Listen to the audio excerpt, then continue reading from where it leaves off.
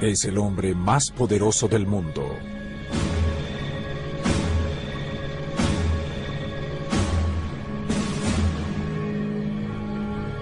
Dirige el mayor ejército de la historia. Se graban y analizan todos sus movimientos. Mi renuncia a la presidencia será efectiva desde mañana. Pero en una época donde casi todo es público y notorio, ¿el presidente de los Estados Unidos puede tener secretos? Hasta información clasificada y potencialmente peligrosa que no debe hacerse pública. Hay cosas sobre las cuales se escribe lo estrictamente necesario. Y el futuro. Guardamos muchos secretos, muchísimos. Por supuesto que hay secretos presidenciales que nunca han salido a la luz. Pero si hay secretos, ¿dónde están guardados? ¿En un computador? ¿Una caja fuerte? ¿Un maletín con candado? ¿Y a quién se le podrían confiar? Hay cosas que George Bush, padre, y yo sabemos que no muchos otros conocen. Hay quienes creen en la existencia de un libro.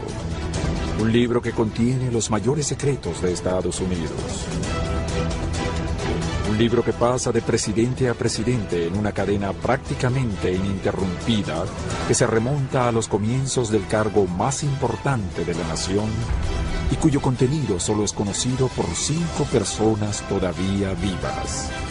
¿Pero realmente existe ese libro? ¿Hay un libro de los secretos del presidente? ¿Preparado para el juramento, senador? Sí. Yo, Barack Hussein Obama. Yo, Barack Hussein Obama, juro solemnemente. El 20 de enero de 2009, John Roberts, presidente de la Corte Suprema de Justicia, juramentó en su cargo al presidente electo Barack Obama. Con la ayuda de Dios. Con la ayuda de Dios. Felicitaciones, señor presidente. Gracias. Gracias. Más tarde ese mismo día, al llegar a la oficina oval, el 44º presidente de la nación encuentra un sobre en su escritorio. Dirigido a 44, contiene un mensaje personal del presidente saliente George W. Bush. Cuando le preguntan al presidente Obama por su contenido, rehúsa revelarlo. ¿Por qué? ¿Qué podía ser tan importante y tan confidencial que solo otro presidente lo podía leer? ¿Estaba relacionado con asuntos de seguridad nacional? ¿O con información económica crucial?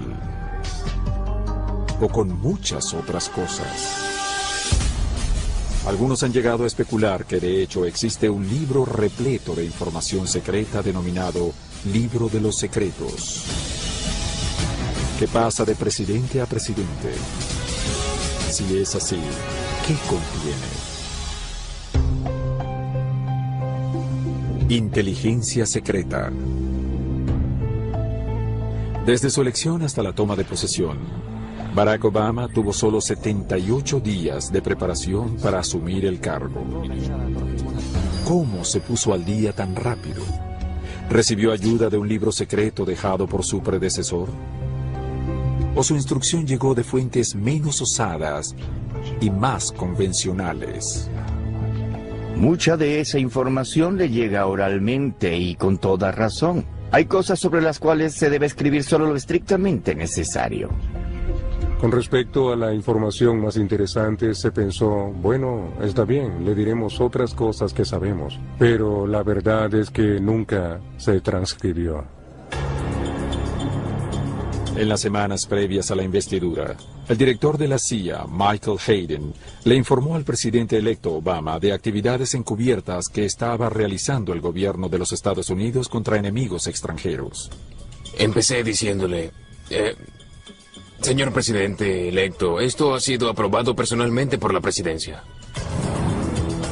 Pero no por una de las personas que ha ocupado el cargo, sino por el despacho presidencial. Así que, a menos que usted nos diga que detengamos alguna operación, la tarde después de su juramentación seguiremos haciéndolo como hasta ahora. Este es el paso para llamar su atención cuando se le da el informe. Luego le expliqué el proceso. Ya sabes, cosas de esos informes antes de que te las digan. El tamaño de la deuda, las amenazas foráneas, el número de terroristas que podrían estar en el país, son cosas que sabes, pero cuando profundizas, piensas, Dios mío, desearía haber sabido esto durante la campaña. Una cosa es ser candidato y otra muy distinta es ser la persona que toma las decisiones. Sin importar lo bien informados que estén, son pocos los presidentes que están preparados para lo que aprenderán el día de la toma de posesión. Solo a partir de ese momento tendrán acceso ilimitado a todos los documentos clasificados y obtendrán respuestas respecto a asuntos de seguridad nacional. Pero ¿cómo influirá este nuevo conocimiento ultra secreto en las políticas y prioridades del presidente? ¿Podría ser esta la verdadera causa del cambio radical entre la retórica de un candidato presidencial? Lean mis labios. No más impuestos. Vamos a empezar a trabajar. Cerraremos Guantánamo. ¿Y la retórica de un presidente que ya tiene acceso a la sofisticada inteligencia gubernamental? Se elige al presidente por su visión. Él tiene una visión del mundo y del lugar hacia el cual quiere encaminarlo. Y a veces esa visión es muy distinta de la que tienen las oficinas de inteligencia sobre el mundo tal y como es. El mejor ejemplo que se me ocurre es Harry Truman, quien ocupó el cargo luego de la muerte del presidente electo y solo hasta ese momento se supo que existía una bomba atómica. Harry Truman, como vicepresidente, no sabía que habíamos construido una bomba atómica. Cuando asumió el cargo de presidente, le informaron sobre la magnitud del arma y su potencial fuerza. Antes no sabía nada.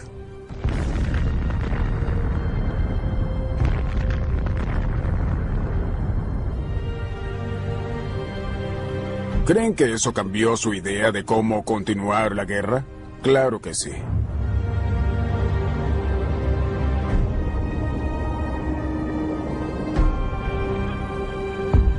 Me pregunto qué le dijo a su esposa cuando volvió a la residencia familiar justo después de enterarse.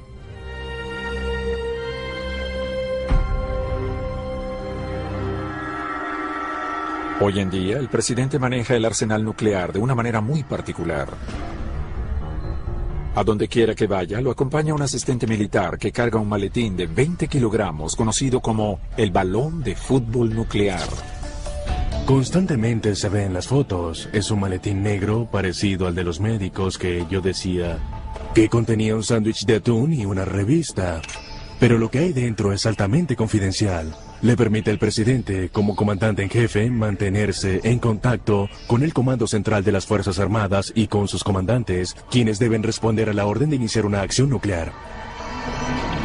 Oficialmente conocido como el bolso de emergencia presidencial, el balón de fútbol nuclear se comenzó a usar en los años 50 con el presidente Dwight Eisenhower.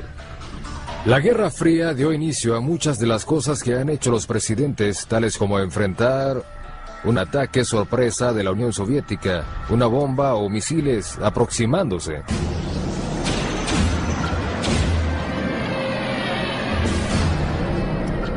Nuestra estrategia para responder a eso incluía fuertes represalias durante casi todo ese tiempo, destrucción de ambas partes.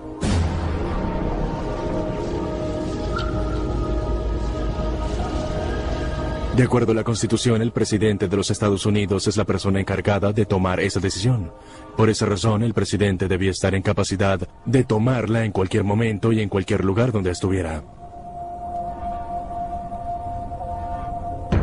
Olvídense de la unión entre el presidente y su esposa. La verdadera unión está entre el presidente y el encargado de llevar el balón nuclear que contiene los códigos nucleares.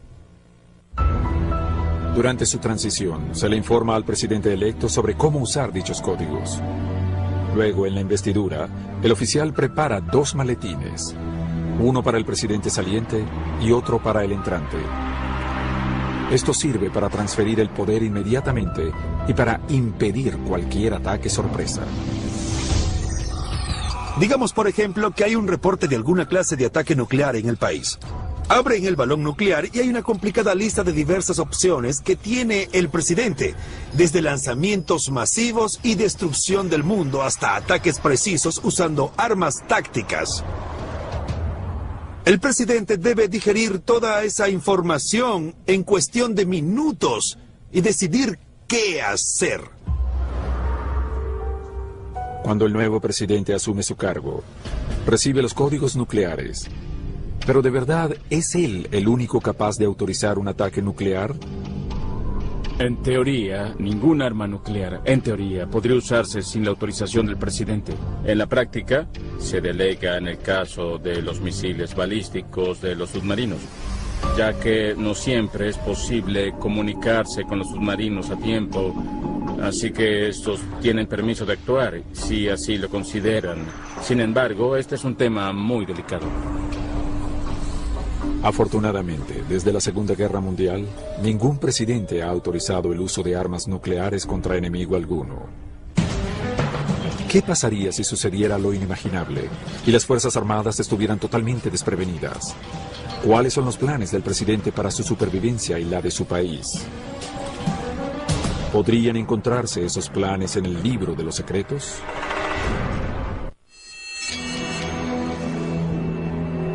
Destinos secretos. En caso de una emergencia nacional, es posible que un libro de los secretos del presidente contenga información relacionada con búnkeres escondidos, rutas de escape secretas y destinos para proteger al jefe de Estado, su familia y miembros clave de su gobierno.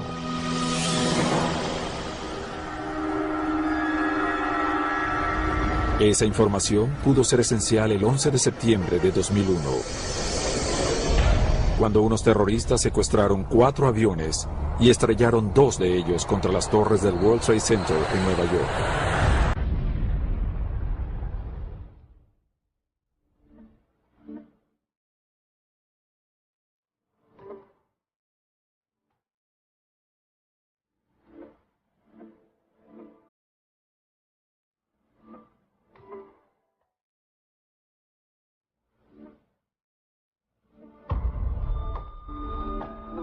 Un tercer avión hacia el Pentágono y un cuarto supuestamente dirigido hacia el Capitolio en Washington, D.C.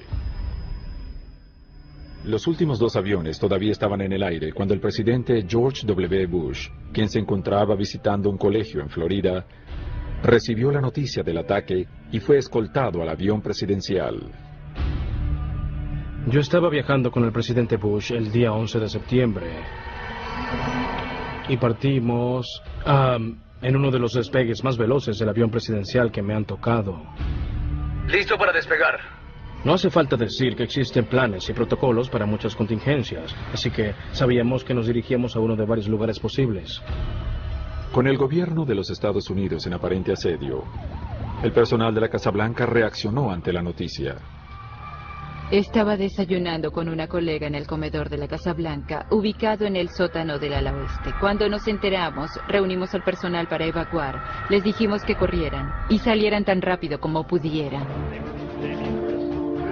Mientras al personal se le ordenó evacuar el lugar, los agentes del servicio secreto escoltaron inmediatamente al vicepresidente Dick Cheney y a otros funcionarios de alto rango a un búnker debajo de la Casa Blanca, conocido como el Centro Presidencial de Operaciones de Emergencia, o PIOC. Se encuentra en el sótano del ala este. Es un viejo refugio antibombas de la Segunda Guerra Mundial. Tiene una puerta grande y pesada, lleno de literas, comida enlatada, agua embotellada y entre otras cosas. Cheney, Condi Rice y otras personas pasaron el 11 de septiembre en el PIOC.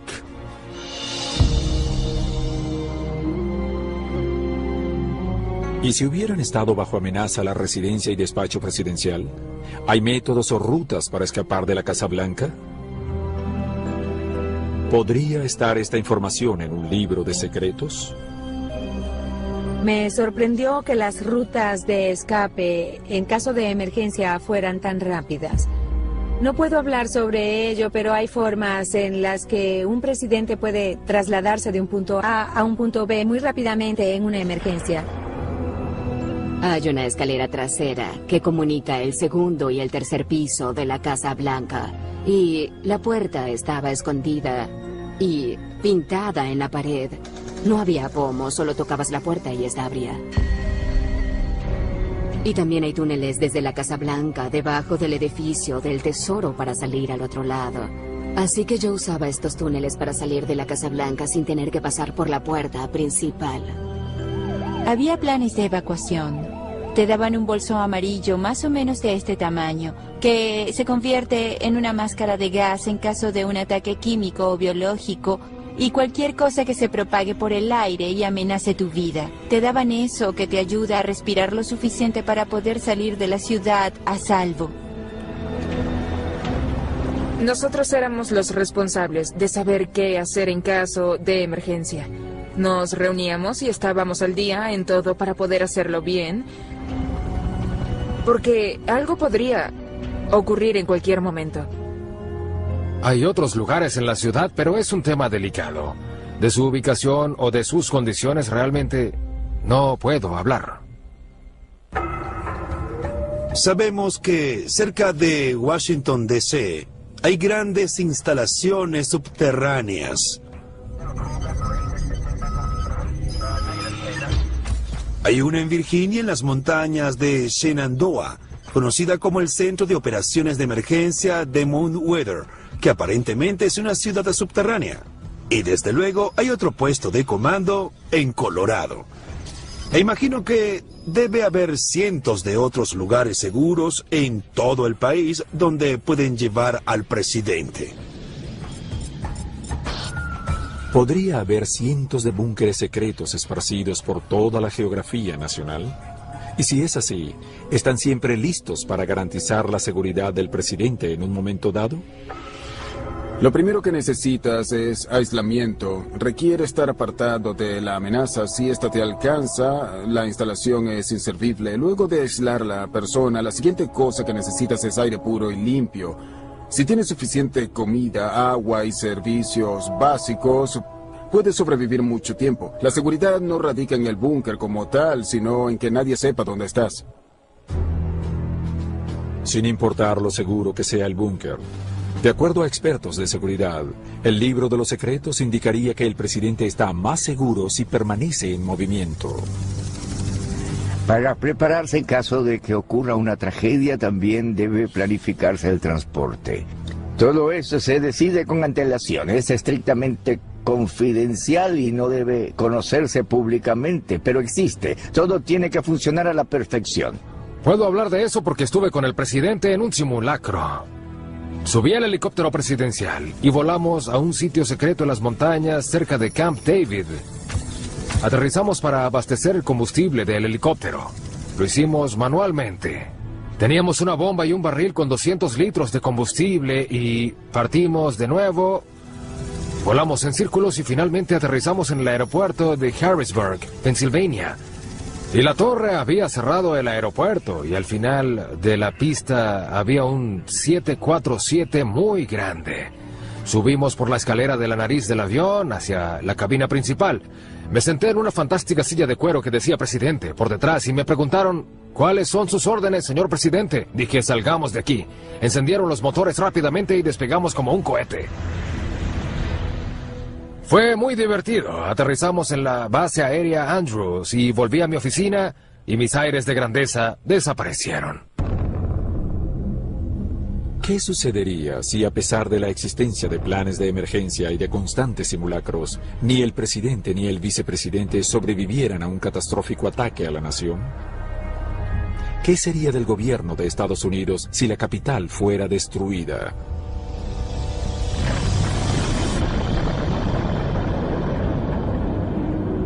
Lo más probable es que el libro de los secretos contenga un capítulo sobre un programa de emergencia ultra secreto, conocido como la continuidad del gobierno, y diseñado para asegurar que alguien siempre quede a cargo. Se comienza con una premisa muy sencilla. ¿Qué pasaría si hay un ataque nuclear o biológico que elimina a las autoridades del gobierno? ¿Qué sucedería? Es decir, ¿qué se haría ante eso? En un mundo moderno y real, con misiles y tantas otras armas, ¿cuántos minutos pueden pasar sin alguien a cargo? Es la continuidad del gobierno.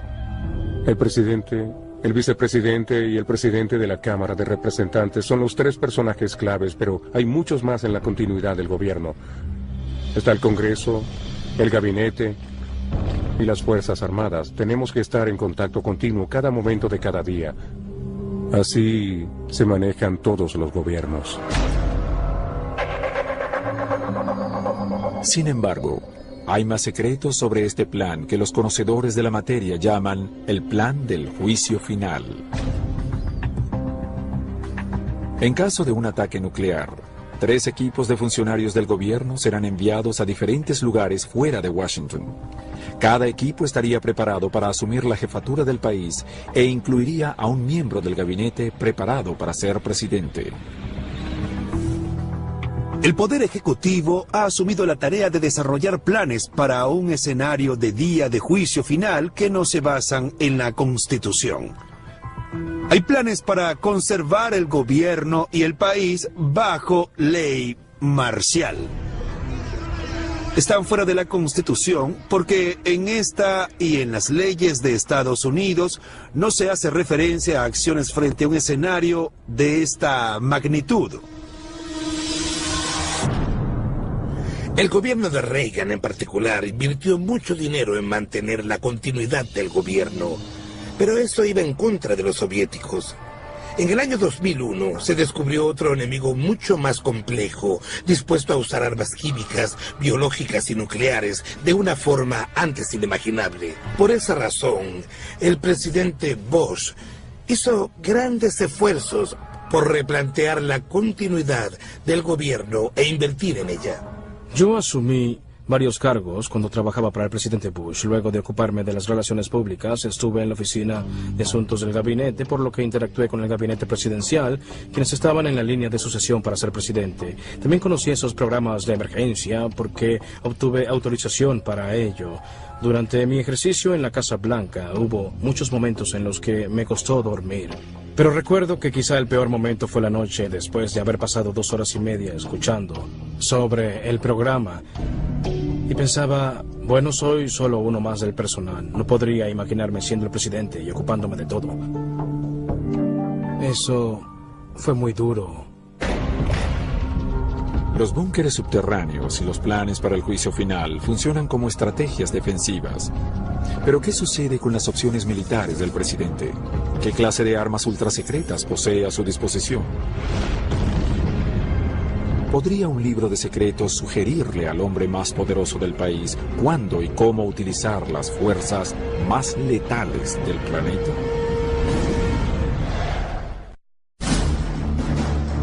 Agencias secretas. En una anotación en el libro de los secretos, ¿incluiría el presidente información sobre reportes secretos de agencias de inteligencia en los cuales se revelaran datos sobre operaciones encubiertas y armas secretas? 6 días a la semana, el jefe del Ejecutivo preside la sesión de Seguridad Nacional, donde se le informa de todos los asuntos de inteligencia que amenazan al país. En cada una de estas reuniones, oficiales de la CIA difunden noticias en el reporte diario del presidente, o PDB. Este documento ultrasecreto describe y analiza lo que están haciendo diversos agentes de inteligencia en todo el mundo.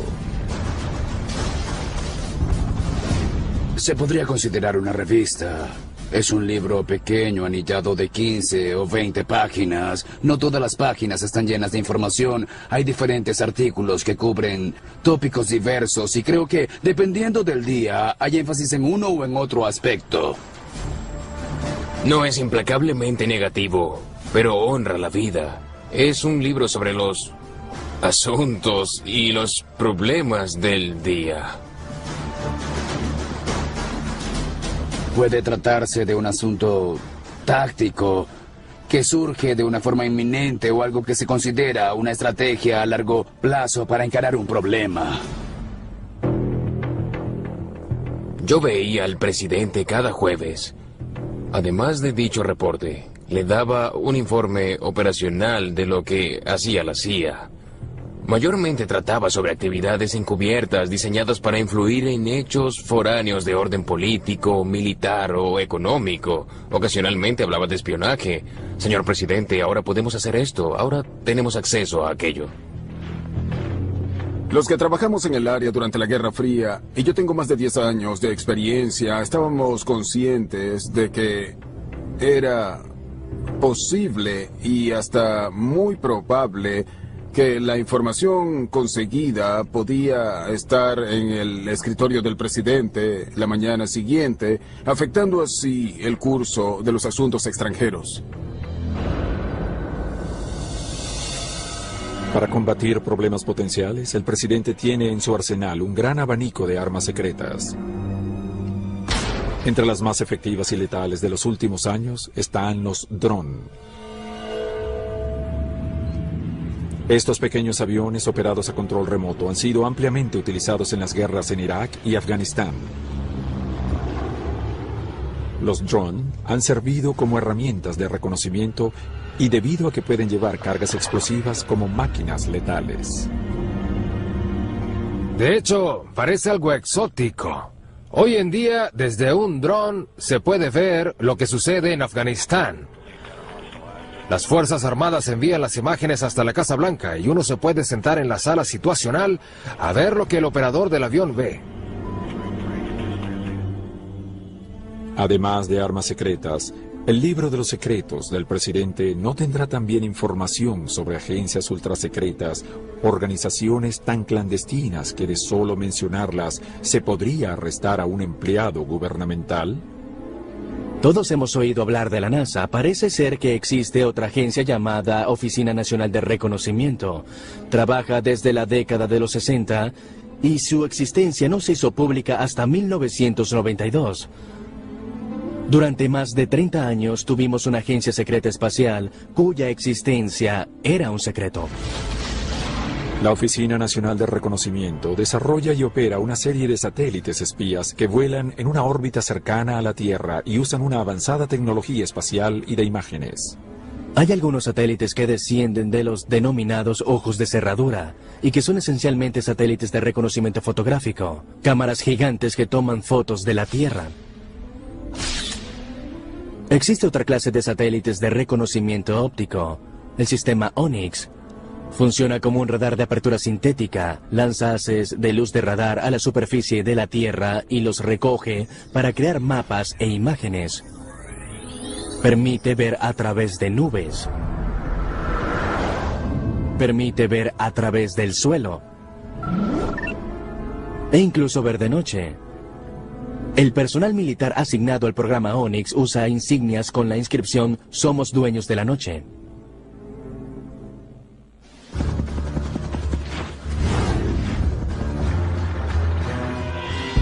A menudo la información es muy limitada, pero hay momentos en los que se cuenta con información procesable, es decir, con datos fidedignos que permiten usar un dron como depredador para ubicar a un miembro importante de Al-Qaeda.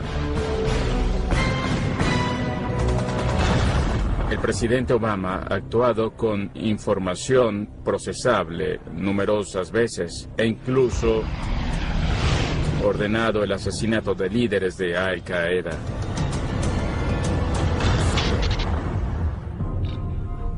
La Oficina Nacional de Reconocimiento también opera enormes satélites espías con los cuales se pueden escuchar llamadas telefónicas internacionales o interceptar la comunicación entre computadores. Estos satélites succionan toda la información que se envía a través de los satélites de comunicación. Hace años, cuando representé a Mohammed Al-Fayed por la muerte de la princesa Diana, la Agencia de Seguridad Nacional supuestamente detectó un material de vigilancia de la esposa del embajador de Brasil en Estados Unidos, donde hablaba con la princesa Diana de ciertos escarceos sexuales de esta última. La ASN no estaba espiando a Diana por eso. Aparentemente estaban monitoreando a Brasil por unas negociaciones delicadas entre este país y Estados Unidos sobre la selva tropical. Como es información obtenida por la ASN, se trata de datos sumamente confidenciales y ese es el método de comunicación de inteligencia de señales que realmente permite tener acceso a algunos de los más grandes secretos de Estados Unidos. Quizás la herramienta de inteligencia más valorada por el presidente no esté ubicada en el espacio o frente al río Potomac. justo un piso debajo del despacho oval, hay una habitación que es el centro de las operaciones de inteligencia del presidente. Muchos piensan que la sala situacional es una sala de reuniones, pero en realidad es el centro de inteligencia del presidente. Lo empezó a usar John Kennedy en el 61 para enterarse en tiempo real de lo que el resto del gobierno sabía. Presidentes anteriores dependían del Departamento de Estado, de Defensa o de Inteligencia para recibir información. Kennedy se percató durante la crisis de los misiles cubanos que no podía gobernar sin recibir información oportuna e inmediata en la Casa Blanca. Hoy en día el presidente no podría hacer su trabajo sin la sala situacional. Durante décadas, la sala situacional fueron 2 o 3 habitaciones repletas de gente y equipos.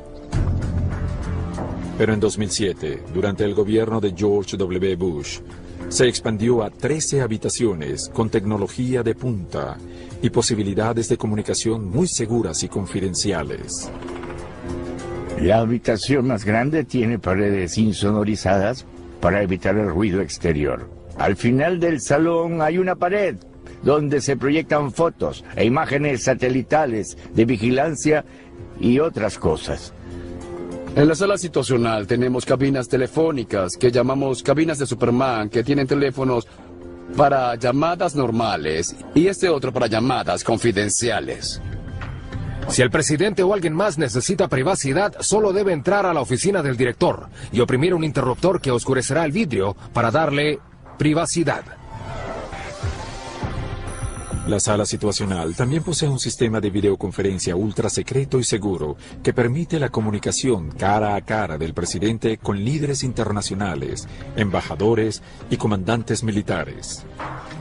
Cada miércoles el presidente Bush utilizaba el sistema ultrasecreto de videoconferencia para comunicarse con el primer ministro Maliki o con el presidente Karzai de Afganistán. El presidente Bush decía que le gustaba mirarlo a los ojos y en la nueva sala situacional pudo hacerlo. Hoy en día, la sala situacional funciona como el centro de información y respuesta del presidente. Está manejado por militares las 24 horas del día, 7 días a la semana. 95% de la información que le llega al presidente a diario se canaliza a través de la sala situacional. Cuando empezó el derrame petrolero en el Golfo, la sala situacional se enteró inmediatamente y comenzó a reportar sobre el hecho de forma constante. Aunque no es tema de agenda, el personal sabía que era importante para la presidencia. Pero ¿quién o qué determina si algo es una crisis? ¿Están los protocolos para esa decisión incluidos en un libro de secretos? Varía de presidente a presidente, pero todo se reduce a distinguir lo importante de lo que no lo es.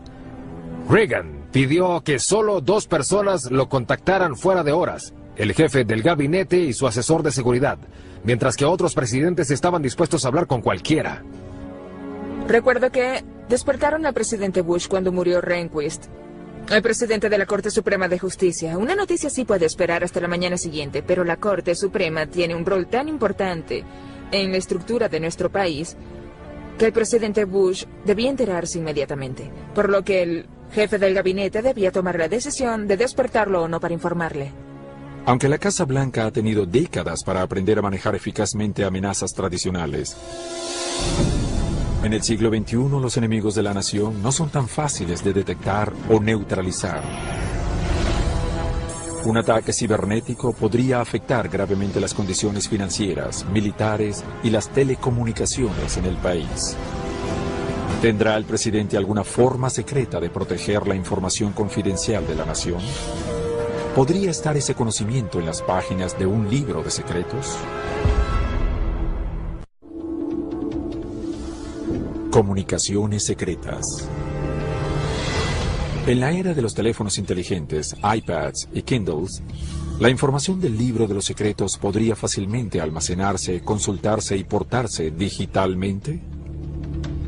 ¿Podría ser esta la razón por la cual rara vez vemos al presidente Obama sin su BlackBerry? Si es así, ¿podría esta delicada información ser vulnerable a filtraciones o incluso a un ataque cibernético? Se podría tener en un iPad o en algo parecido, pero habría que estar seguros de que nadie lo penetraría. A mí me gusta la tecnología, pero a veces los antiguos y sencillos papel y lápiz son más efectivos.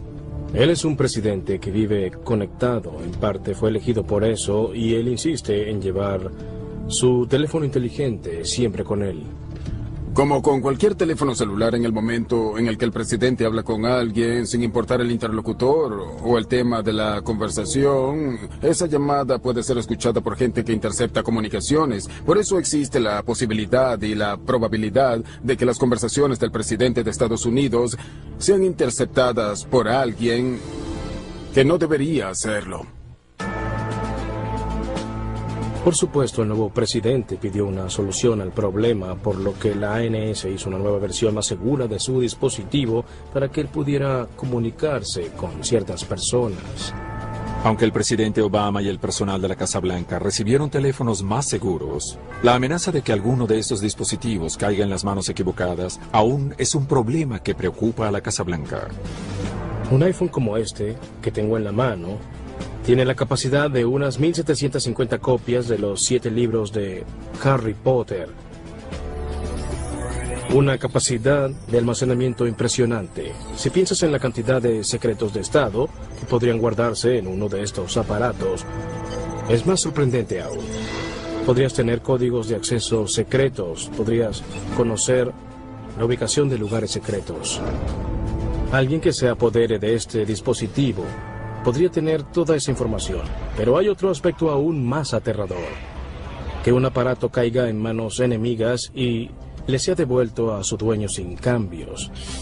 Existe la posibilidad de instalar en un teléfono inteligente en tan solo 15 minutos un programa imperceptible que transforma un BlackBerry o cualquier teléfono inteligente en un peligroso sistema de vigilancia. Por ejemplo, hace poco hubo un robo de BlackBerrys de la Casa Blanca durante una conferencia de líderes en Nueva Orleans. Luego los devolvieron a sus dueños, pero estos tuvieron que ser reformateados y reensamblados por el peligro de que hubiera algún programa escondido en la memoria que pudiera hacer mucho daño. Eso existe, no es ciencia ficción.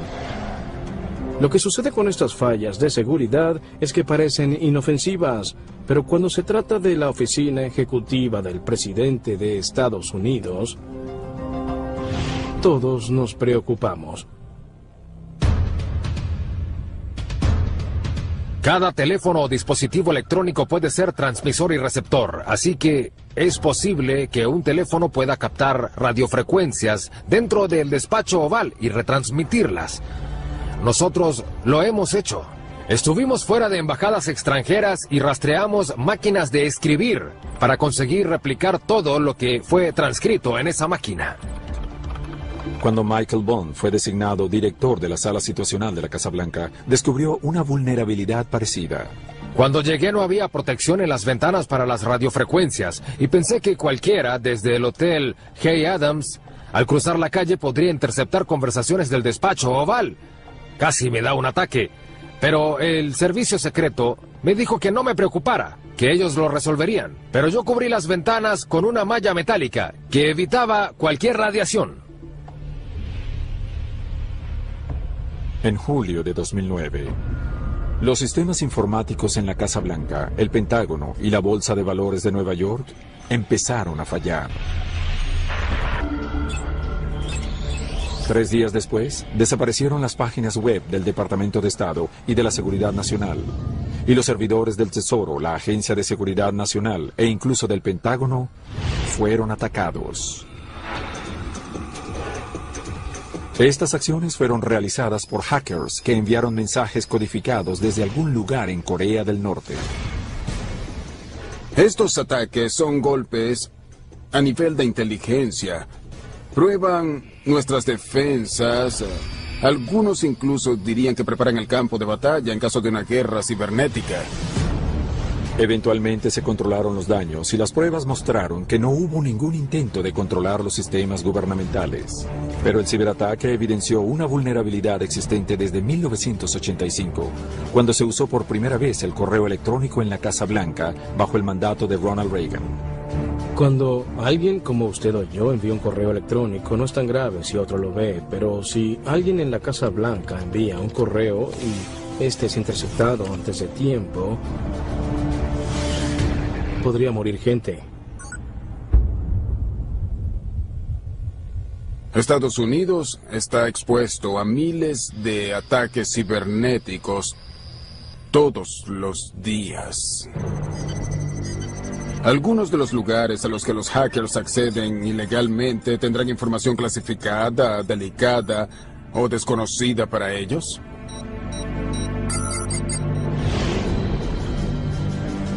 Podrían llegar, digamos, a tomar el control de un computador para crear un caballo de Troya, el botnet, un robot electrónico que en caso de conflicto pudiera poner las computadoras en contra de nosotros o hacerlas dejar de funcionar. Irónicamente, en los meses previos al ataque cibernético de julio de 2009, el presidente Barack Obama le había ordenado al secretario de Defensa Robert Gates que creara una división cibernética en el Pentágono con potencial tanto ofensivo como defensivo. El ciberespacio es real, como lo son los riesgos que trae consigo. Al-Qaeda y otros grupos terroristas han expresado su deseo de desplegar un ataque cibernético en nuestro país. ¿Qué tan vulnerables son los secretos de la nación que se encuentran almacenados digitalmente? En caso de un ataque cibernético que colapsara una parte o la totalidad de nuestra red eléctrica, ¿cuáles serían las consecuencias? Seguramente tendríamos un caos de grandes proporciones en todo el país.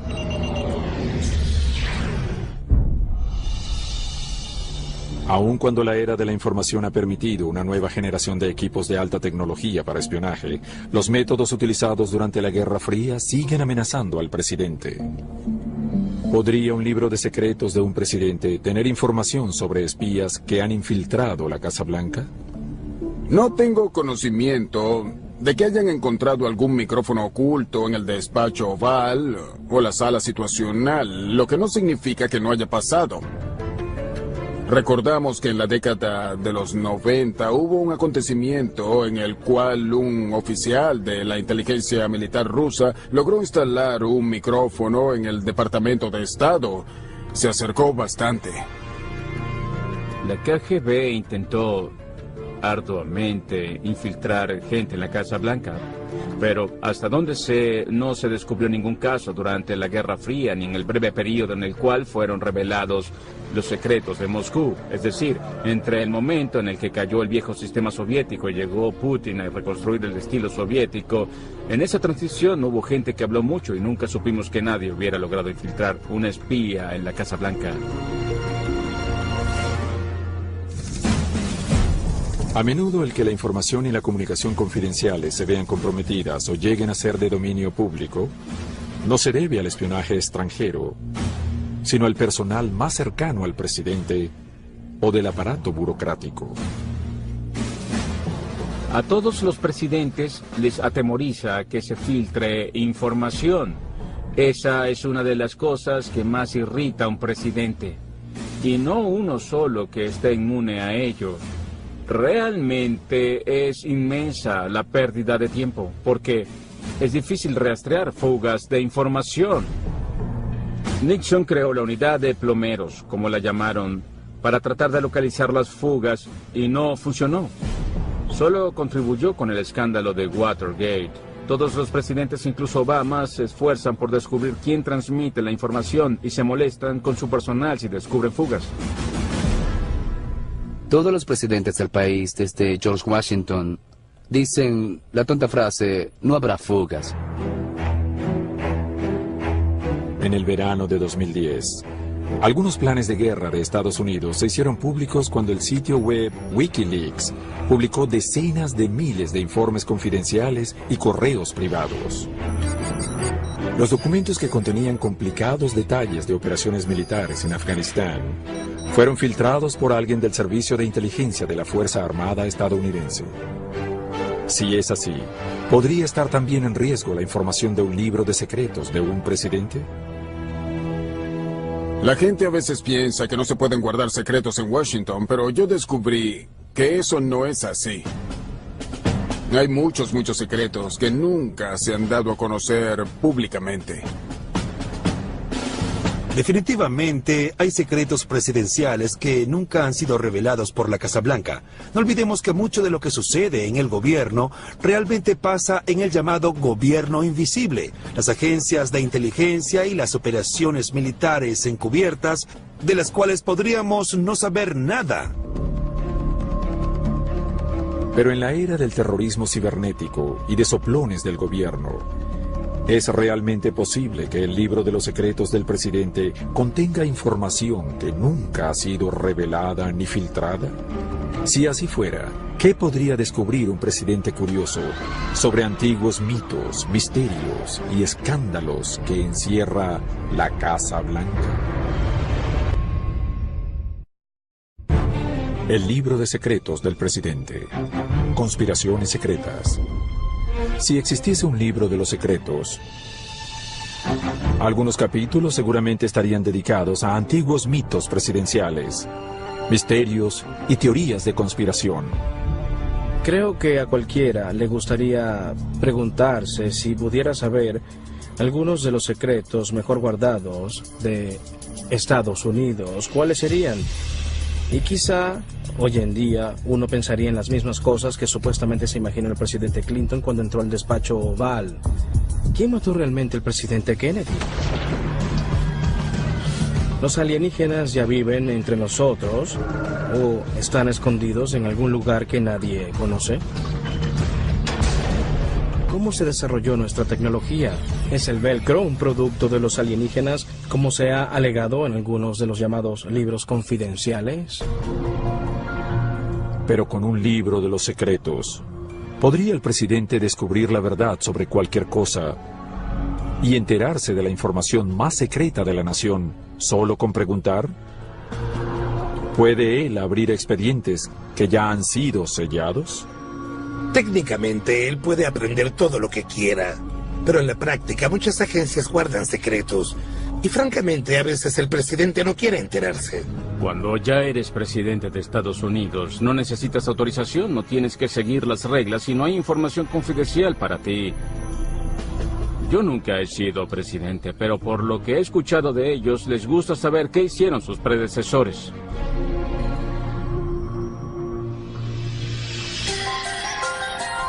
Desde la Segunda Guerra Mundial hemos estado rodeados de secretos. Todo es confidencial y el público sabe muy poco. La Oficina de Archivos Nacionales declara que tiene un atraso de 408 millones de páginas de reportes confidenciales. Aunque el Congreso propuso una ley tratando de eliminar los reportes sobre el asesinato de Kennedy, todavía se conservan alrededor de 50.000 páginas de informes de la CIA relacionados con ese homicidio.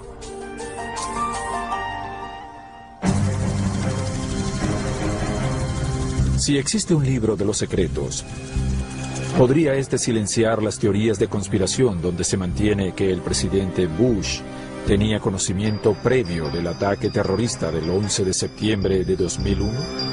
Hay quienes creen que la presidencia de Bush estaba tambaleándose. Su nivel de aprobación era muy bajo y necesitaba a un enemigo. Tenía que recrear la Guerra Fría con un nuevo enemigo, que sería Al Qaeda. Hubo un informe de inteligencia que advertía de un ataque a la nación usando aviones. Bush sabía de eso y dejó que ocurriera el ataque del 11 de septiembre para tener un enemigo. Hay versiones más escabrosas sobre Bush, según las cuales los atacantes eran agentes de inteligencia estadounidenses. Pero si esas audaces afirmaciones fueran remotamente ciertas, ¿los rivales políticos del presidente Bush no habrían expuesto la verdad? Yo me rijo por la regla de la avenida Pensilvania que dice: nunca digas nada a menos que lo grites en el medio de la avenida Pensilvania, porque todo se filtra.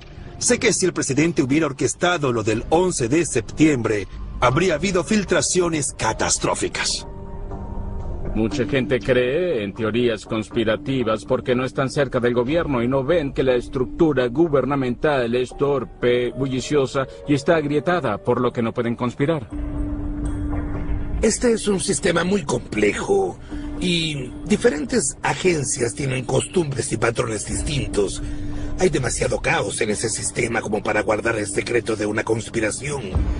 Como especie humana siempre hemos tenido teorías conspirativas. A la gente le asusta creer que el mundo puede ser aleatorio e indiferente. Una de las teorías conspirativas más antiguas de la oficina presidencial comenzó en 1947, cuando la Fuerza Armada estadounidense reportó que una nave espacial alienígena se había estrellado fuera de Roswell, Nuevo México. Aunque el gobierno revisó rápidamente el reporte inicial, de acuerdo a algunos creyentes, los restos de la nave y posiblemente hasta su tripulación alienígena fueron trasladadas a una base aérea secreta en Nevada llamada Área 51.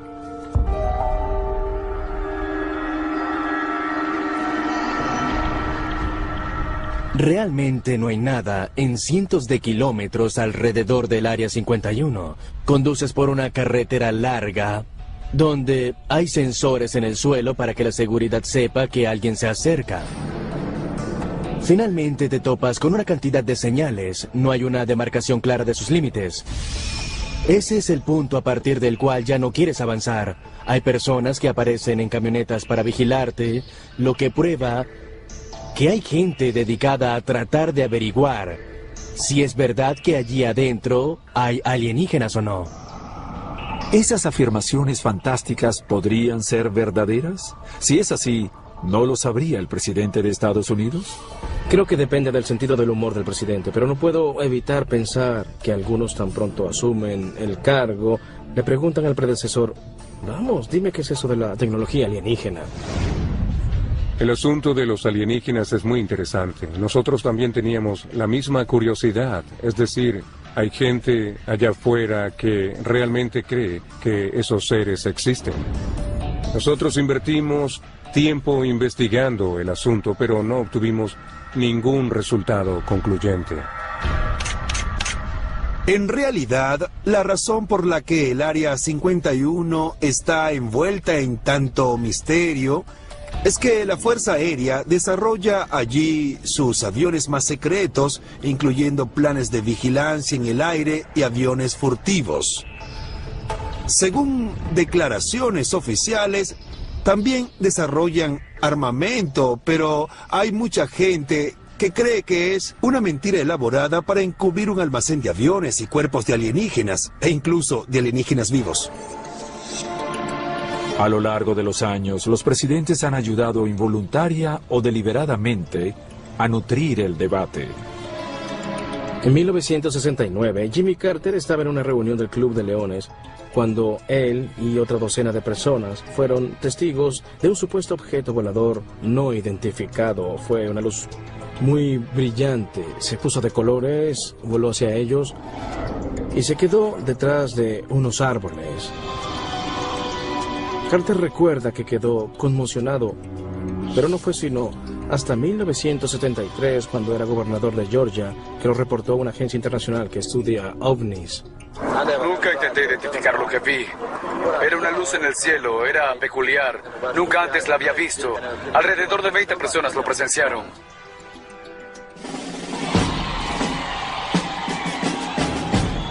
Hubo una investigación del Área 51 durante el gobierno de Clinton.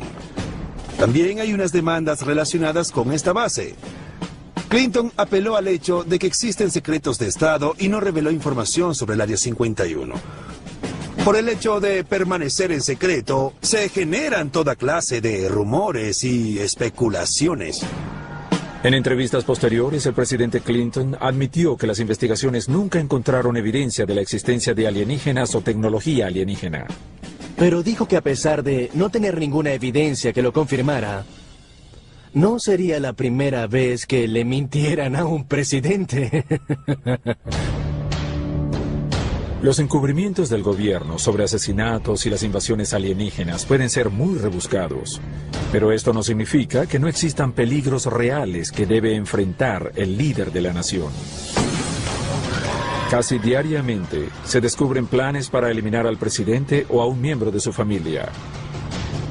Pero ¿cómo logran frustrarlos? ¿Y qué podría revelar el libro de los secretos sobre planes y métodos secretos utilizados para proteger a la persona más importante del planeta? El libro de los secretos del presidente. Seguridad secreta. Lo siguen, lo vigilan y lo protegen con sus propias vidas. Son los miembros del servicio secreto. Si el presidente tuviese el libro de los secretos, ellos lo sabrían, pero han jurado silencio.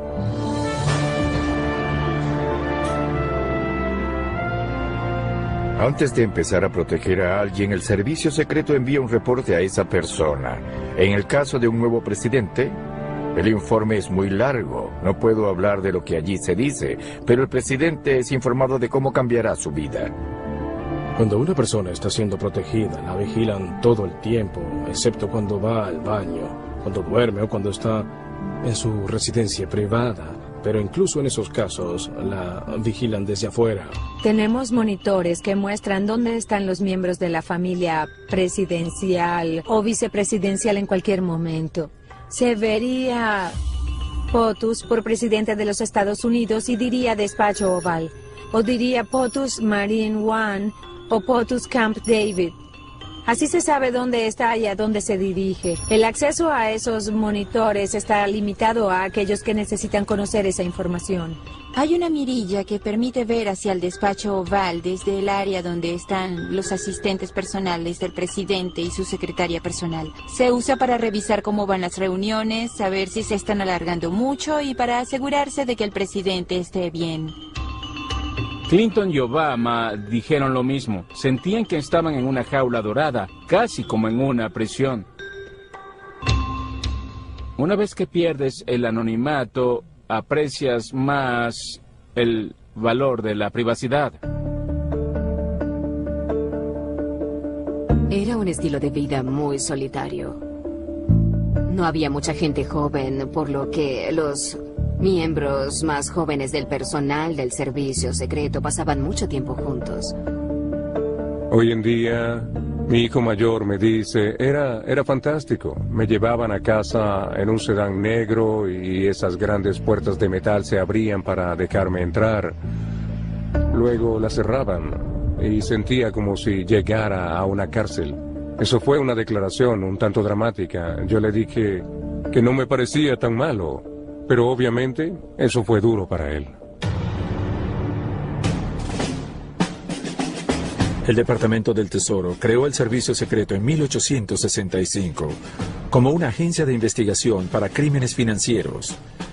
Pero luego del asesinato del presidente William McKinley en 1901, el Servicio Secreto se convirtió en la protección oficial del presidente. Bajo la tutela del Departamento de Seguridad Nacional, las filas del Servicio Secreto cuentan con miles de uniformados y agentes encubiertos, todos con la tarea de mantener protegido al presidente de cualquier amenaza. Lo que mucha gente no sabe es que hay personas que amenazan abierta y constantemente al presidente, sin importar quién sea. Lo que más preocupa al Servicio Secreto es la amenaza que no se expresa abiertamente. El libro de los secretos ayudaría al presidente a familiarizarse con los procedimientos de seguridad que garantizan su supervivencia mientras ocupa tan importante cargo. Usaré el ejemplo de la cuerda de separación, porque ese es el momento más peligroso, justo cuando se dan los apretones de mano. El Servicio Secreto trabaja muy duro para entrenar agentes que estén listos para actuar en casos de emergencia.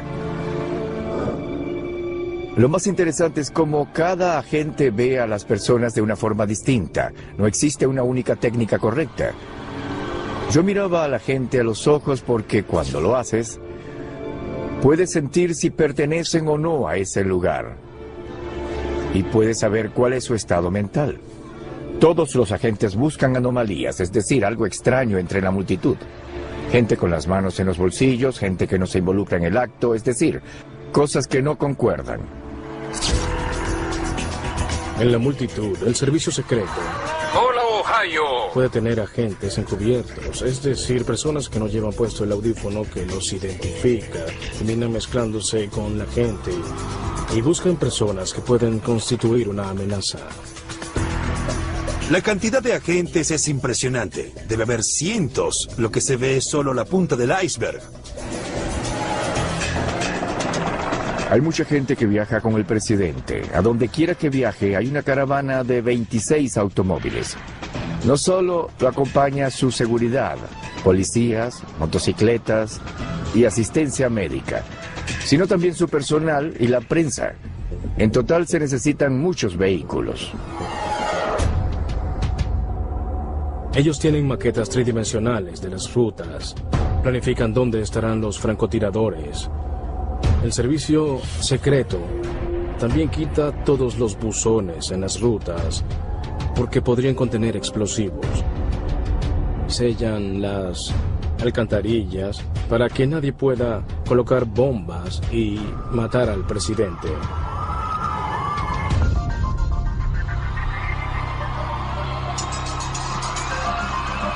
Cuando Barack Obama tomó posesión, él y Michelle salieron de la limusina 2 veces, y en ambos casos se les dijo dónde debían hacerlo. Sea planificado o espontáneo, cada uno de sus movimientos es perfectamente diseñado, y así debe ser. La gran protección en torno al presidente puede convertir un simple paseo por la ciudad en una gran y compleja operación. Incluso una visita casual a la casa de un amigo amerita la intervención de todo el servicio secreto. Antes de que el presidente Bush y su esposa fueran a cenar a la casa de Clay y Ann Johnson en Spring Valley, Washington, el servicio secreto apareció allí e hizo su revisión y chequeo habitual. Organizó un centro de operaciones en el sótano, colocó conos enfrente de la casa para que nadie pudiera estacionarse y le preguntó a Ann Johnson qué armario podía usar en caso de un ataque. Pusieron unas luces especiales adentro y le pregunté por qué. Me dijo que ese era el lugar donde llevarían al presidente en caso de un incidente. Le dije que era un armario muy pequeño y que no mucha gente cabría ahí, lo que respondió que solo necesitaban espacio para él y el presidente. Y le pregunté, ¿y los demás? Me miró como pensando, ustedes se las arreglan solos, amigo. Un libro de los secretos también tendría que incluir información sobre lo que el jefe de Estado debe saber en caso de un atentado contra su vida. Por ejemplo, ¿quién está a cargo? ¿El presidente o sus guardias? El presidente está a cargo hasta el último momento, es la ley. Pero creo que también es un asunto práctico. El presidente busca la guía del servicio secreto en caso de una crisis. Si hay un tiroteo o algún otro acontecimiento, el servicio secreto reacciona sin pedir permiso y salva al presidente. El servicio secreto está presente todo el tiempo. Saben dónde está el presidente, lo ven, saben con quién está, no lo pierden de vista, no le pierden la pista, saben lo que pasa. Por supuesto, aunque el servicio secreto nunca deja solo al presidente, los agentes no tienen acceso a la misma información confidencial. Pero, ¿podría haber datos que hasta el presidente desconoce? Información delicada sobre programas e instituciones secretas que, aunque estén en archivos, programas o en el libro de los secretos, no pueden ser conocidas ni por el jefe de Estado de la nación. Si el presidente de los Estados Unidos no lo sabe, ¿quién lo sabe? El libro de los secretos del presidente. Revelaciones secretas.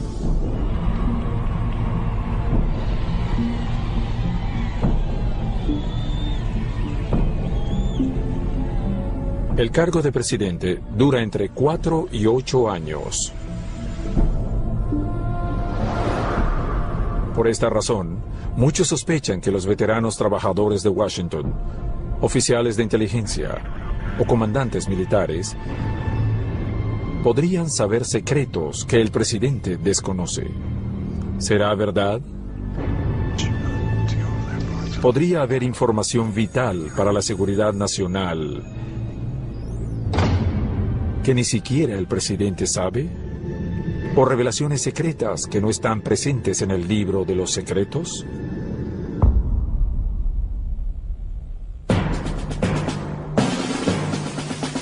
¿Será que al presidente se le puede negar el acceso a algo? Yo creo que no. Es difícil imaginar que eso sea legalmente posible, pero eso no significa que el presidente pueda ahondar en toda la información confidencial existente. Debería conocer algunos datos, pero otros es mejor que no lo sepa. Tenemos que pensar si algunos secretos se le dirán o no se le dirán al presidente. ¿Y quién decide si deben o no ser compartidos con él? Que no solo es comandante en jefe, sino también jefe de Estado y de gobierno. Y si es así, hay que poner en cursivas, mayúsculas y subrayado quién decide que el presidente no sepa nada y en qué se basa para tomar esa decisión. ¿Es constitucional? ¿Es legal? Y la pregunta más importante, ¿es saludable para el país? Primero déjenme decir que asumo la responsabilidad de mis actos y los de mi gobierno. Por muy molesto que pueda estar por las actividades realizadas en mi consentimiento, aún sigo siendo responsable de ellas. Aunque es difícil probar que los secretos de Estado son retenidos deliberadamente, la verdad es que un presidente no puede saber todo lo que sucede. En realidad él puede saberlo todo, pero en la práctica alguien tiene que poner orden. Esa persona tiene que decir, esto es importante y esto no, esto es urgente y esto no. Se maneja demasiada información en el mundo. Alguien descubrió que la edición dominical de New York Times contenía más información que la recibida por un habitante de un pueblo de Inglaterra en el siglo XVI, durante toda su vida. Mucho de lo que sucede en el gobierno realmente pasa en lo que llamamos el gobierno invisible, es decir, las agencias de inteligencia y las operaciones militares encubiertas, de las cuales podríamos no saber nada. Mucha de esa información ya se ha hecho pública, pero se han escrito libros sobre operaciones secretas, pero yo puedo garantizar que hay muchísima información que aún no ha sido revelada, como operaciones en el extranjero y el grado en el que las agencias de inteligencia del país han manipulado y controlado a la población estadounidense. Comenzando la década de los 60, el Estado Mayor Conjunto diseñó un plan denominado Operación Northwoods, en el que se preparaban ataques contra civiles estadounidenses y secuestros de aviones para culpar a Cuba, lo que serviría como pretexto para invadir la isla. No supimos de eso hasta la década de los años 90. Durante más de 30 años se mantuvo en secreto. Estuvo oculto.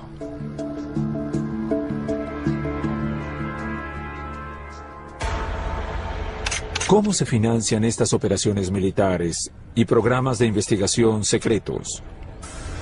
¿No deberían estar detallados, quizá en un libro de secretos, los medios para hacerlo? Información, por ejemplo, relativa a la partida secreta del presidente.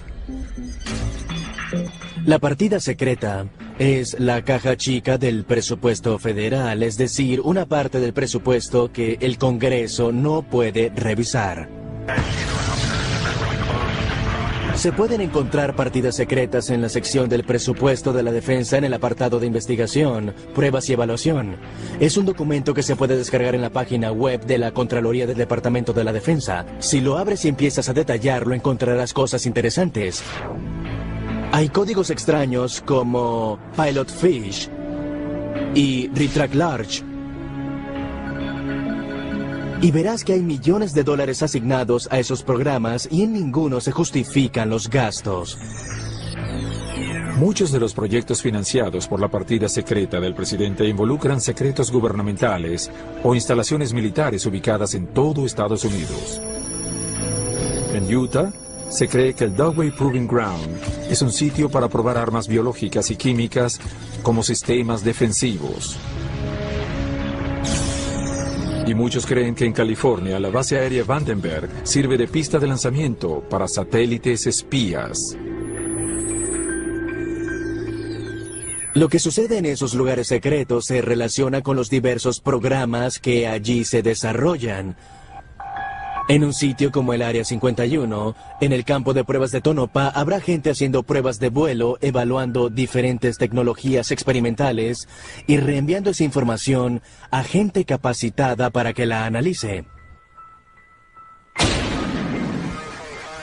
Los nuevos presidentes no tienen problema para entender que hay muchos experimentos militares y programas de investigación que son secretos y sobre los cuales reciben poca información. Lo que no entienden es el tamaño y alcance que tiene el misterioso mundo de la partida secreta.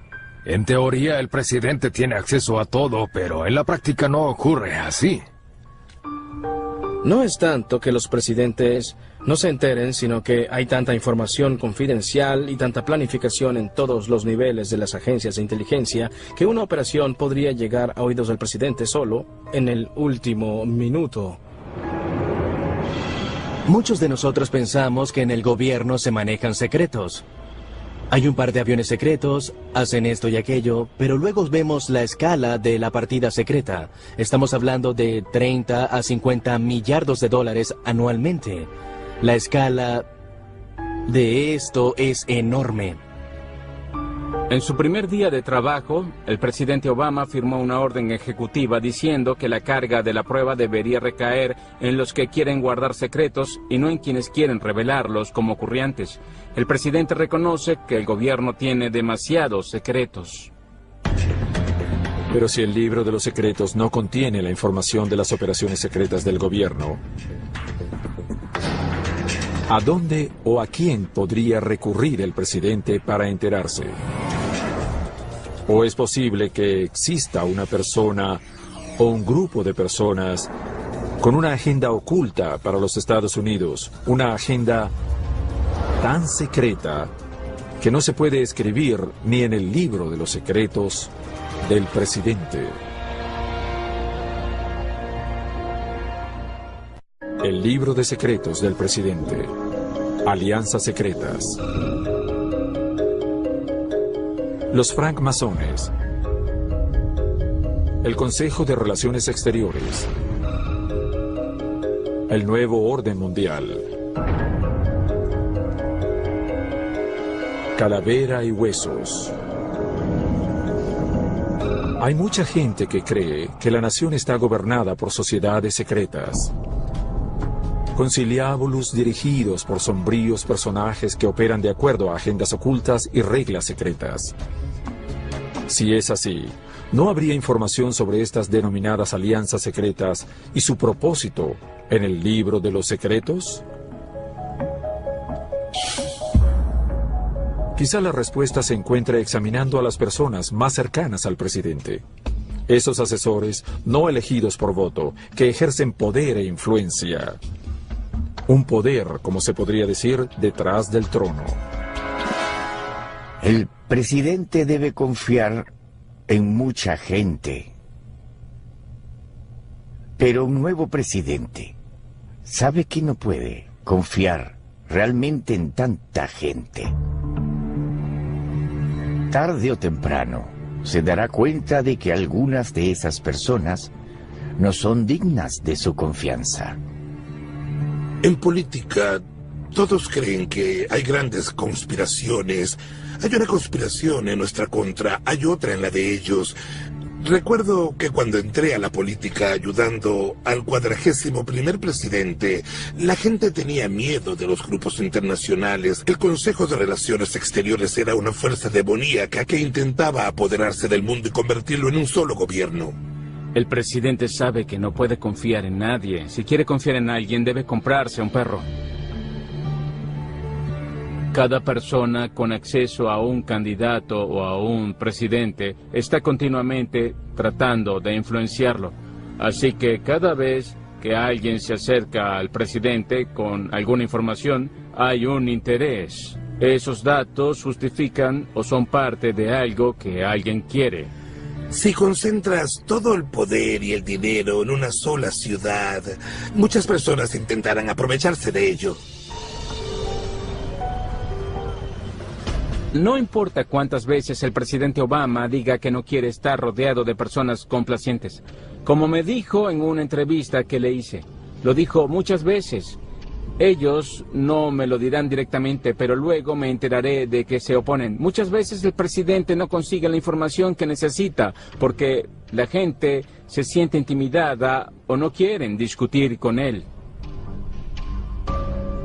En Washington, el hecho de que el presidente esté aislado tanto en lo social como en lo informativo se conoce como estar atrapado en una burbuja. Para combatir este problema, los presidentes consultan con asesores externos a la Casa Blanca. Se utiliza el término Kitchen Cabinet para denominar a los asesores no oficiales, no aprobados por el Congreso, que a pesar de ello son muy poderosos e influyentes. Ronald Reagan, por ejemplo, llegó al poder con cierta edad. Ya había tenido una larga vida, tenía muchos amigos y mucha gente que le era leal. Solo un puñado de ellos llegó a la presidencia, como Weinberger, secretario de Defensa, o el secretario Schultz. Los otros venían a visitarlo y eran su Kitchen Cabinet. Todos los presidentes los tienen y a veces ello puede causar problemas porque los asesores formales, si son examinados por el público y ratificados por el Congreso, mientras a estos les revisan el currículum e investigan su pasado. Los otros son personas particulares con derecho a un anonimato que ejercen a plenitud. ¿Dónde hacen los presidentes estas alianzas tan importantes para sus gobiernos? Muy a menudo se remontan a su época universitaria, donde pudieron forjar amistades duraderas. Yale es una ciudadela para el establishment. Muchos presidentes estadounidenses han ido allí, incluyendo a George Bush padre y George Bush hijo. George Bush hijo fue un buen amigo cuando estudiaba en Yale. Éramos hermanos de fraternidad y fuimos a fiestas juntos. John Kerry, futuro senador y candidato presidencial, estaba en un año superior y era el presidente de la Unión Política de Yale. Joy Lieberman, senador de Connecticut, estaba 3 años por encima y era el director del Yale Daily News.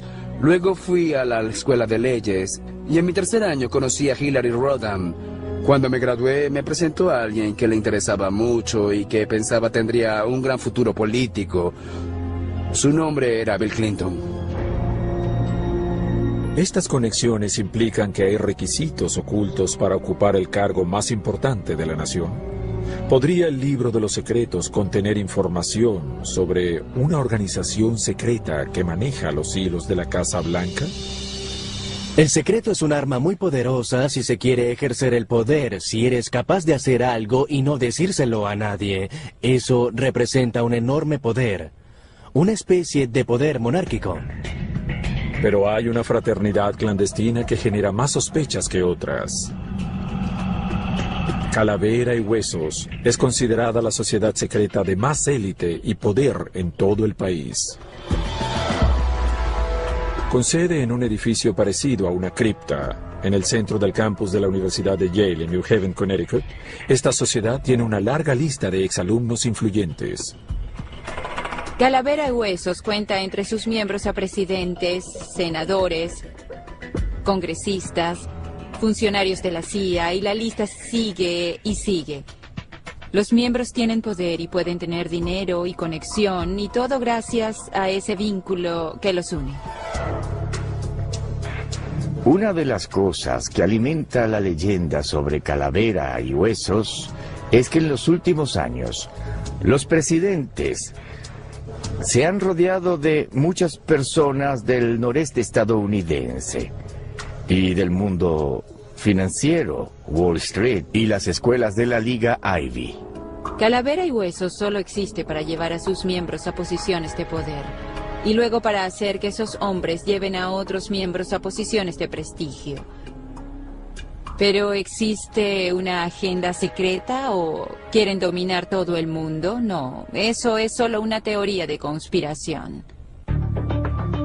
Teorías conspirativas aparte, El hecho es que los presidentes, como el resto de los mortales, están hechos no solo de huesos, sino también de carne.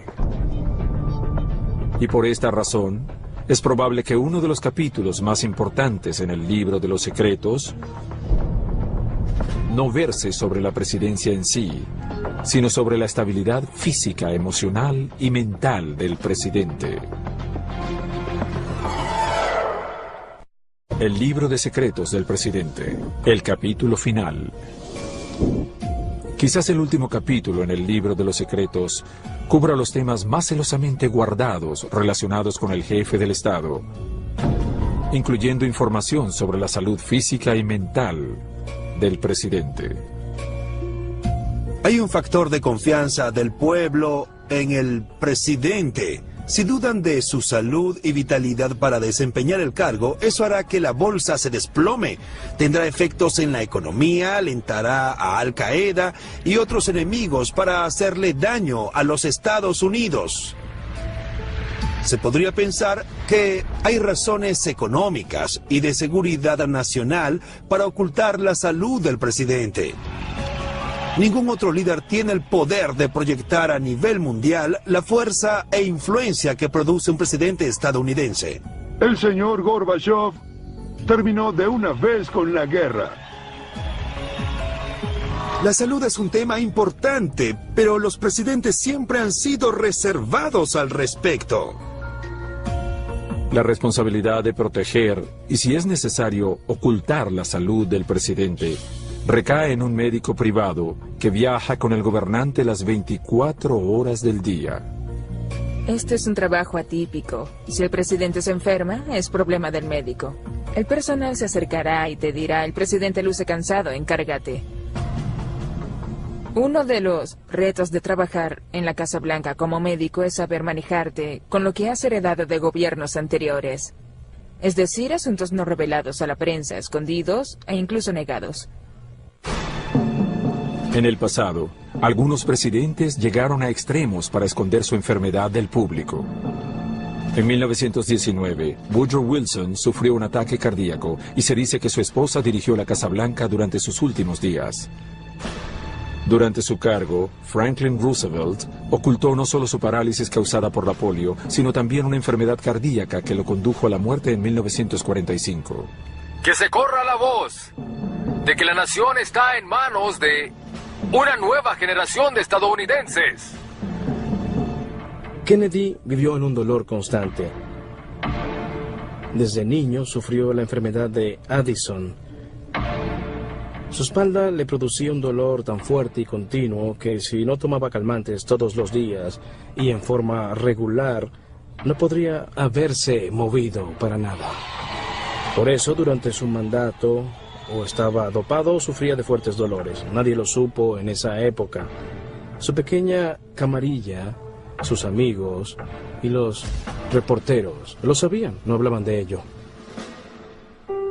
¿Incluirá el libro de los secretos detalles de cómo debe mantener su salud un comandante en jefe?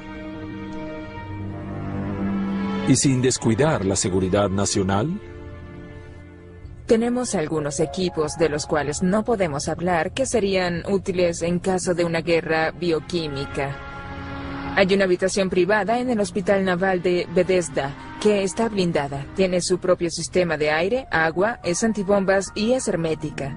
Por sus siglas en inglés, se llama METU o Unidad de Tratamiento y Evaluación Médica. Lo genial de la habitación es que es independiente y en un día de funcionamiento regular del hospital ni siquiera sabes que el presidente está allí. Todo funciona normalmente y el jefe de Estado está protegido. ¿Y si el presidente no hace caso de lo que dice su doctor? ¿Hay métodos secretos de persuasión para un médico en la Casa Blanca? Uno de los secretos de los médicos de la Casa Blanca es que si el presidente no quiere obedecer tus órdenes, no hay otra alternativa sino recurrir a una autoridad mayor, es decir, a la primera dama de los Estados Unidos. El presidente será más obediente. Para los hombres y mujeres que buscan llegar a esa posición, no es un secreto que los cambios físicos que ocurren desde la toma de posesión hasta la salida del gobierno son sorprendentes. Incluso el más sano y en forma se retirará luciendo más viejo y desgastado. Entonces, ¿para qué hacerlo? ¿Por el poder? ¿Logro? ¿Fama? ¿O por el conocimiento? ¿El conocimiento que se encontraría depositado en el libro de los secretos? El 8 de enero de 2009, durante los últimos días de su mandato, el presidente Bush invitó a 4 hombres a una reunión privada en la Casa Blanca. Quiero agradecer al presidente electo por unirse a los expresidentes. El presidente Bush almorzó con su padre, George Bush, Barack Obama, Bill Clinton y Jimmy Carter. Es pequeño el club de expresidentes de los Estados Unidos y solo unos pocos siguen con vida. Aun siendo de diferentes partidos, tienen una conexión. Forman parte del mismo club. En la medida de lo posible, queremos compartir nuestras experiencias con usted. Todos nosotros sabemos de primera mano que este cargo trasciende al individuo. Los expresidentes hablan más de lo que la gente cree, no lo anuncian, pero lo hacen. ¿Quién más podría explicar lo que es ser presidente en esas circunstancias? Son capaces de dar una perspectiva única porque han estado allí. Saben cuáles son las urgencias y los problemas. Y en conversaciones de presidente a presidente, comprendes por lo que pasa el otro y eres capaz de dar consejos. Muy bien, una más. 5 hombres. 5 de 44. En una cadena ininterrumpida que se remonta a George Washington. Y los padres fundadores. Solo 5 saben la verdad sobre la existencia o no del libro de los secretos del presidente. El problema de colocar toda esa información en un solo diario es que podría ser robado, copiado o dañado. Estaría nervioso si fuera presidente y supiera que otras personas tienen acceso al libro. No puedo imaginarme cómo luciría dicho libro, pero sí sé que guardamos muchos secretos, muchísimos. Si existe ese libro, no lo conozco. Tengo mis dudas acerca de su existencia. Pero sé que hay profundos y antiguos secretos. Los propios presidentes guardan secretos. El secreto es poder. El conocimiento es poder. Si tu conocimiento es desconocido para otros, serás una persona mucho más poderosa. En esta ciudad lo que da poder no es el dinero, no es ni siquiera el poder per se, sino la información. Los que la tienen son poderosos y los que no la poseen no lo son.